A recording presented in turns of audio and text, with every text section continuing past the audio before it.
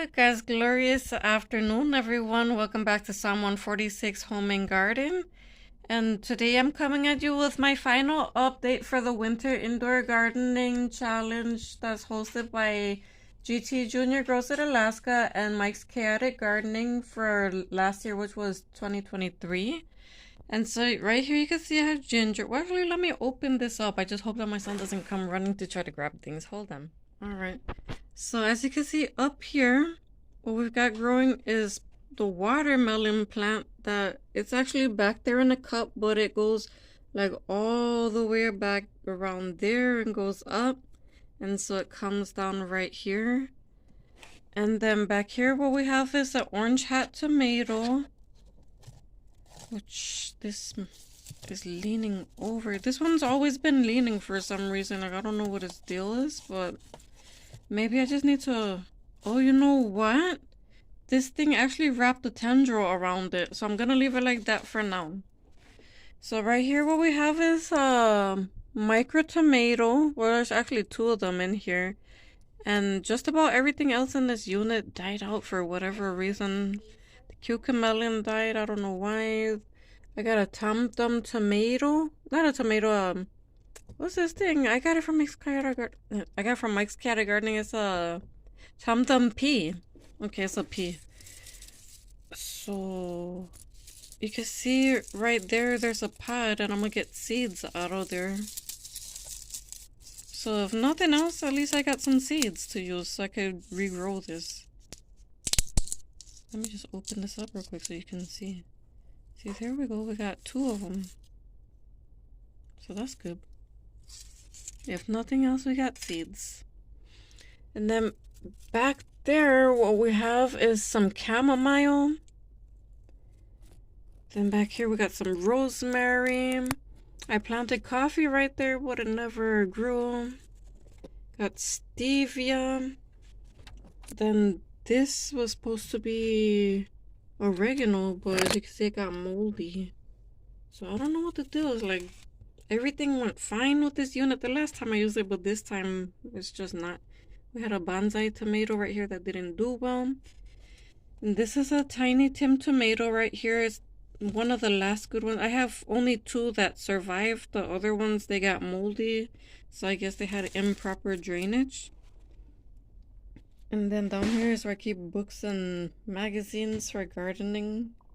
So I'll be right back because I have a whole bunch more in the kitchen. But before I take you to the kitchen, I brought you to my bedroom real quick. My son has little tanker trucks on my plants. He broke my basil, but okay, it is what it is. So as you can see, I need to add a little bit more water to this basil. It's the one that I propagate. It's one of the ones I propagated. And I need to hurry up and put this in some soil because they're just drinking up all the water all day, every day. So back here we have the bok choys. This huge plant right here is amaranth. So it's about 3 feet tall, I want to say probably. There's another propagated basil right here where my son had his truck on top of it. Then I got... Oh, this is a Tiny Tim. I thought it was an orange hat. Alright, that's cool. Okay, so I got a Tiny Tim here. And then this one right here is an orange hat. And it obviously needs more water. Then I got my... Which one is this? A lemon? This is the lemon tree. Because it has that right there that I've been waiting almost a whole year for this lemon to turn yellow. And it's taking forever. Got some more bok choy right there. Please don't mind this right here. On top of this dresser, I fold the clothes. So there's a pile right here. I'm trying not to show you. But then right here I got another amaranth. This is the red Garnet amaranth that I got from Black's Tropical Homestead. And I want to encourage you guys, if you don't know about the Soil Family Expo that's going on right now, that's hosted by Black's Tropical Homestead down in Savannah, Georgia, please go check out their channel. They're posting videos even today, which is the first day of the expo. So please go check that out. And let me take you to the kitchen real quick. Okay, so here in the kitchen, as part of the winter indoor gardening, I have this mini bell pepper plant. So there's that. So this right here is the Tiny Tim that I was telling you guys about. This one is doing lovely, but it's taking forever to ripen. Got an orange hat back there, and then Back there is a tiny, another bell pepper, a mini bell from Baker Creek Seeds. Then I got another orange hat tomato right there. Then I got some tulsi growing back there. This is the original basil plant that I took the other cuttings off of. And I took it out of the hydroponics unit and put it inside of a pot with some soil. This is a serrano pepper because my husband eats that one the most. And then right here inside of this unit, I went and planted some lettuce and watercress and kale and Swiss chard. And then the other unit I also planted up the next day. So this one I planted on March 9th. And let me take you over to the other unit real quick. So this one was the day before from the 8th. And so what we have in here is the Amish paste tomato, which to me this was the first one that ever sprouts, whether I do it in hydroponics or in soil.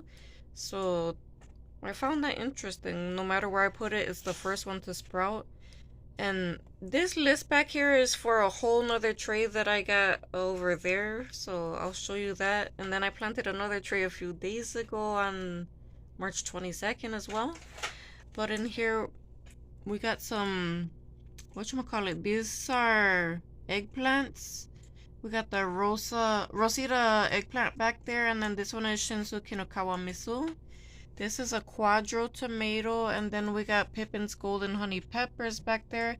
So Pippin's Golden Honey, I won a surprise from African Dreamin' when they were in Africa, and Joe from Garden State Garden actually sent me those seeds, and I still have a couple left.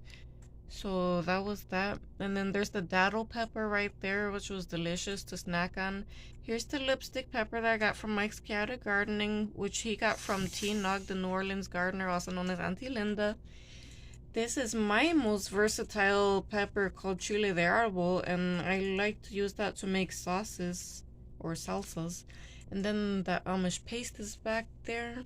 So there's that. And so over here in my window, I got the spider plants. Both of those I got them from church actually. And if you could see up here, it's starting to produce the thing that's gonna make the spider to come off it. And then right here, I got a marigold that's kind of huge, and we actually have some flowers on it. So I got that flower up there, and then there's a couple down here, and then there's some tomatoes sitting in there, tiny ones that I'm gonna get seeds out of. And then what else is here? What's in this cup? The Russian tarragon is here. So I actually had this in a unit, but I took it out and moved it so that I could get better lighting.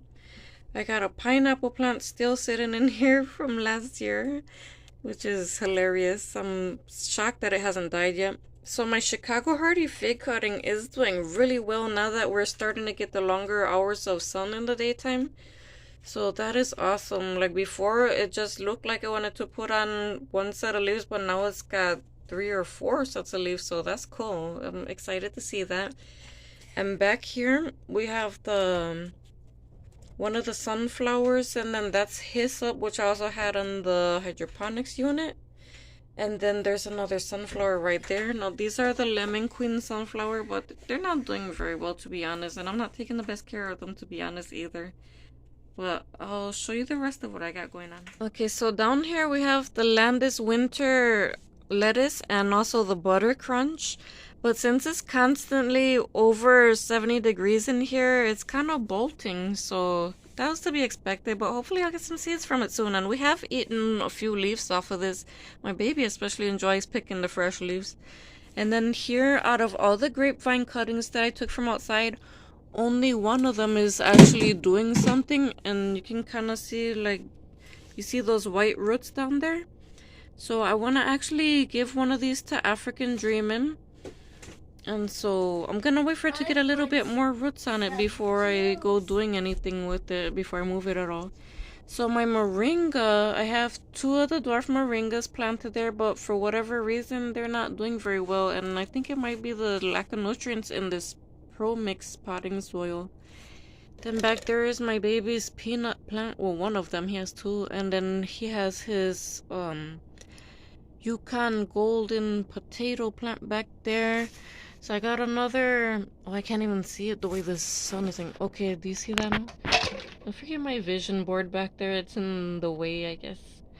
But, so I got this mini bell pepper right there, and it's the one that a few videos ago, it had a bunch of yellowing leaves, but then Tinag said to take those leaves off and to put it in soil and everything. So I did that, and it's doing fairly well now. It's actually starting to flower and everything.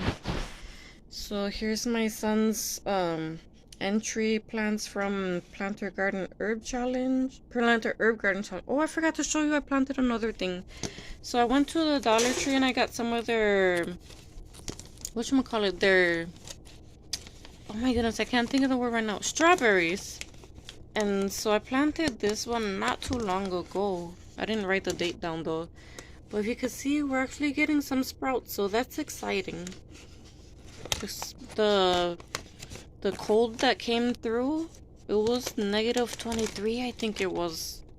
Not too long ago, maybe 2 months ago, and it killed most of my strawberries, so I gotta start over.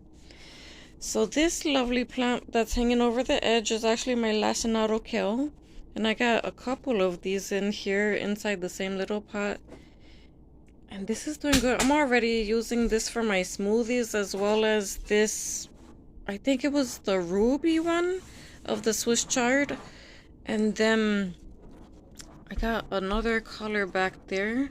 But look how this one, like, the leaves stay red. I'm impressed by that. I've never seen that before.